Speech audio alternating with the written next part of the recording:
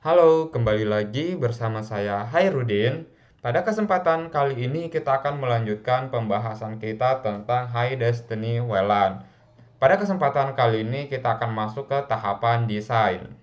Oke, adapun tujuan pembelajarannya adalah kalian mampu menganalisa channel pattern dan cell sizing. Kemudian kalian mampu menerapkan minimize interference. Nah, ini adalah guidance yang akan kalian gunakan dalam tahapan desain pada project kalian. Oke, sekarang kita masuk ke channel pattern and cell sizing. Jadi di sini kita harus tahu coverage, kapasitas, kemudian sinyal, kemudian kita juga harus tahu frekuensi yang akan kita gunakan, apakah itu 5 GHz atau 2,4 GHz. Kemudian ada cell karakteristik, kita juga harus tahu, kemudian ada DFS, channel, kemudian kita juga harus floor plan example, jadi kita harus punya mapping untuk perancangan desain kita. Misalkan kita harus punya dana tempat yang akan kita bangun atau yang akan kita implementasikan jaringan wireless.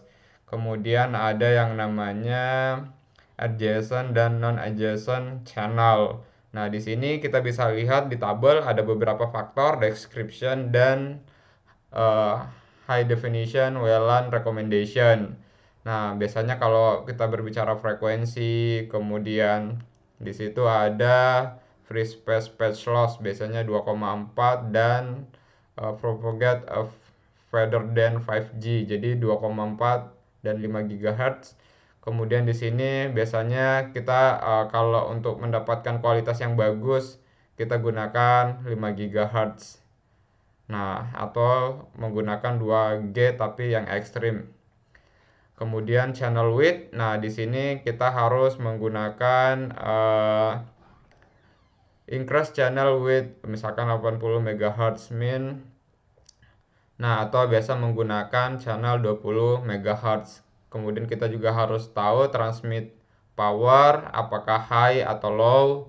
Nah, seperti itu ada antena, habis itu ada obstacles, kemudian ada klien. Nah, ini harus diperhatikan. Sedangkan fundamental karakteristik untuk HDW LAN design itu biasanya kita lihat apakah itu kecil, kemudian controller, cell size, kemudian di sini ada nightbar, ada 2G, 5G, never use the same channel.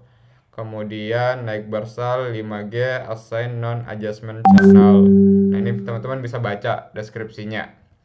Kemudian kita masuk ke minimize interference. Seperti kita ketahui bahwa jaringan wireless itu sangat rentan terhadap interference. Jadi kita harus tahu pada saat kalian ingin mengimplementasikan suatu jaringan wireless, benar-benar kalian harus desain bagus-bagus.